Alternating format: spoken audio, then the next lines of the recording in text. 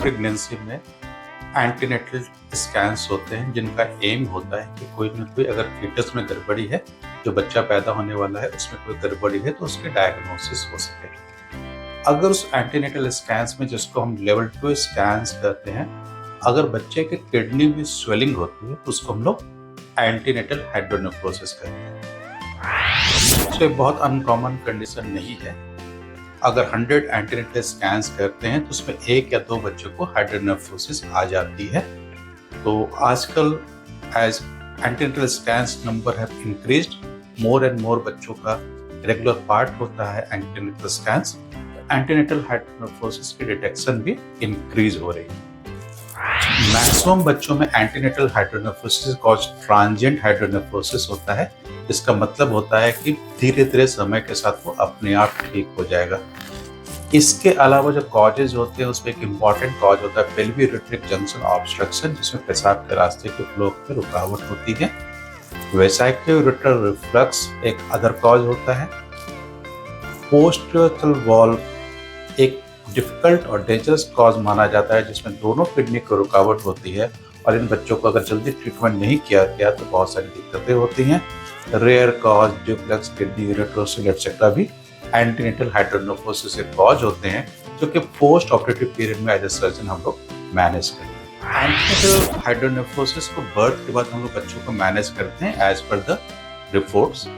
Birth के बाद ultrasound कराते हैं। अगर एक साइड ऑब्स्ट्रक्शन है, यूनिलैटरल ऑब्स्ट्रक्शन है, तो बहुत अर्जेंट सिनेरियो नहीं माना जाता है और बर्थ के 2 से 5 दिनों के बीच और 7 दिनों के बीच हम एक अल्ट्रासाउंड कराते हैं, उसकी डायग्नोसिस करते हैं एंड देन फॉलो अप करते रहते हैं। Depending on the scenario 1 month पे न्यूक्लियर स्कैन और अदर टेस्ट कराते हैं। अगर दोनों साइड ऑब्स्ट्रक्शन है, ब्लैडर के आउटलेट ऑब्स्ट्रक्शन है, पोस्टीरियर वॉल्व सस्पेक्ट कर रहे हैं, तो जरा हम अर्जेंट तरीके से डायग्नोसिस करते हैं और उसको अर्जेंट जल्दी से मैनेजमेंट करने की कोशिश करते हैं। इसमें एक सिंपल तरीका होता है। अगर ब्लैडर आउटलेट ऑब्स्ट्रक्शन है, पेशाब के रास्ते जो ब्लैडर के डिस्टल ऑब्स्ट्रक्शन है, तो सिंपल कैथेटर डाल देते हैं हमारे डॉक्टर NICU में और हम लोग एज ए सर्जन, और उनको पोस्टनेटल पीरियड में बर्थ के बाद हम लोग टेस्ट करा के उनकी मैनेजमेंट करते हैं। इन बीमारियों की अच्छी कहें या खराब बात यही होती है कि इनके कुछ सिम्टम्स नहीं होते हैं। एंटीनेटल हाइड्रोनेफ्रोसिस जो किडनी में स्वेलिंग होती है उसमें कोई सिम्टम्स नहीं होते हैं। मैक्सिमम बच्चों में एक किडनी को अफेक्ट करता है, जो दूसरे किडनी से और यूरेटर से और ब्लैडर से बच्चा यूरिन पास करता रहता है और ये वाली किडनी भी सब ऑप्टिमल तरीके से बर्थ के समय फंक्शनिंग करती रहती है और धीरे धीरे ओवर द इयर्स इसमें डैमेज होता है। इसके कारण से कोई सिम्टम्स नहीं होते हैं और इसके कारण जब किडनी खराब हो जाती है तब इसकी डायग्नोसिस होती है। प्रॉब्लम यह है कि जब वो किडनी खराब हो जाए और उसके बाद डायग्नोसिस हो तब कुछ भी करें उसका ट्रीटमेंट पॉसिबल नहीं है, किडनी रिकवरी नहीं करती है। ऑन द अदर हैंड, जब बर्थ के बाद जब बनावट की हमें गड़बड़ पता चल गई, शुरू के फेज में बर्थ के 2 साल बाद तक किडनी बनती रहती है, तो शुरू के 3, 4, 5, 6 महीने में अगर हम सही इंटरवेंशन कर दें तो किडनी लाइफ लॉन्ग ठीक चलती है। इसी कारण से वर्ल्ड ओवर और इंडिया में भी आजकल obstetrician, fetal medicine, paediatric surgeon, paediatric urologist बहुत एग्रेसिव तरीके से छोटे बच्चों में इनको इन्वेस्टिगेट करते हैं। कोई सिम्टम नहीं हो तब भी हम इनको इन्वेस्टिगेट करके पता लगाना चाहते हैं कि क्या सिचुएशन है। अगर टेस्ट की बात करें तो कॉमन टेस्ट जो इसमें कराते हैं सबसे सिंपल टेस्ट होता है ultrasound, KUB, kidney, ureters and bladder. इसके अलावा हमारे पास जो टेस्ट अवेलेबल हो MCO, जो कि इन्वेसिव टेस्ट होता है, जो हम सिलेक्टिव बच्चों में करते हैं। देन न्यूक्लियर स्कैन्स होते हैं जो किडनी के स्ट्रक्चर को और किडनी में रुकावट को हमें पता लगाते हैं और उस सर्जन आपका डिपेंडिंग ऑन द सिचुएशन आपको कब कराना है वो आपको एडवाइस करता है। MRI और MR यूरोग्राफी, कॉम्प्लेक्स, डुप्लेक्स या कुछ केसेस में हम लोग रिकमेंड करते हैं। CT स्कैन हम लोग छोटे बच्चों में अवॉइड करने की कोशिश करते हैं because of risk of radiation. We still do not know what will happen to the child after the CT scan radiation has gone into. So हम लोग बहुत उसको अवॉइड करने की कोशिश करते हैं। अनलेस ग्रेटली रिक्वायर्ड हम लोग नहीं करते हैं CT स्कैन बच्चों में। एंटीनेटल हाइड्रोनेफ्रोसिस के सभी बच्चों में सर्जरी की नीड नहीं होती है। एक छोटे ग्रुप ऑफ बच्चे होते हैं उसी में सर्जिकल इंटरवेंशन की नीड होती है। वो बच्चे अगर जिसमें हम इंटरवीन नहीं करेंगे तो उनकी खराब हो जाए, किडनी खराब हो जाएगी, उसमें हमें इंटरवेंशन की नीड होती है।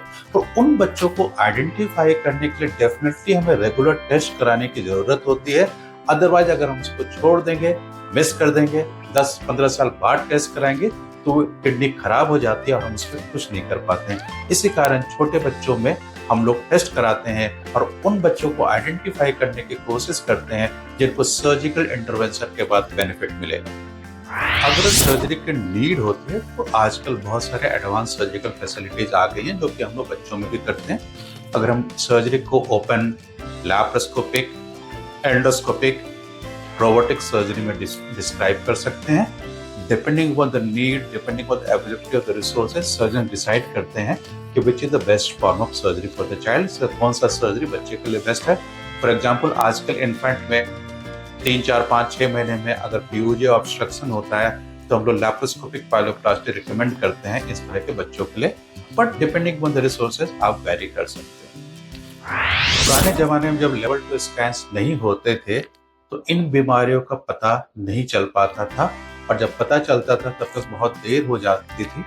30-40 साल में जब किडनी खराब हो जाती थी तो वो हमें पता चलता था। एंटीनेटल स्कैन्स का पता ये इम्पोर्टेंट चीज, एडवांटेज ये होता है कि हम किडनी को उसके बनावट के समय जब प्रॉब्लम है उसी समय डिटेक्ट कर लेते हैं और करेक्टिव स्टेप्स ले सकते हैं पोस्टनेटल पीरियड में, बर्थ के बाद।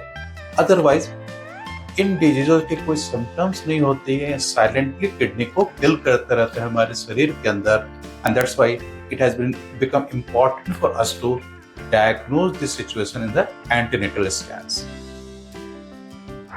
So definitely antenatal hydronephrosis वाले बच्चों की लाइफ नॉर्मल लाइफ होती है क्योंकि उनको ऐसी कोई बेसिक प्रॉब्लम नहीं होती है। अगर आप एनालाइज करें तो हमारा पूरा एम इन्वेस्टिगेशन का यही होता है कि जो किडनी 15-20 साल में खराब हो जाए हम उसको 100 गेट चलाने की कोशिश करें, तो वैसे 20-25 साल तक, 15 साल तक उनकी लाइफ में कोई दिक्कत नहीं होती है और सही समय पर हम इंटरवीन कर देते हैं तो इनकी किडनी पूरी लाइफ लॉन्ग चलती है, इनको कोई रीनल फेलियर एटसेट्रा नहीं होता है।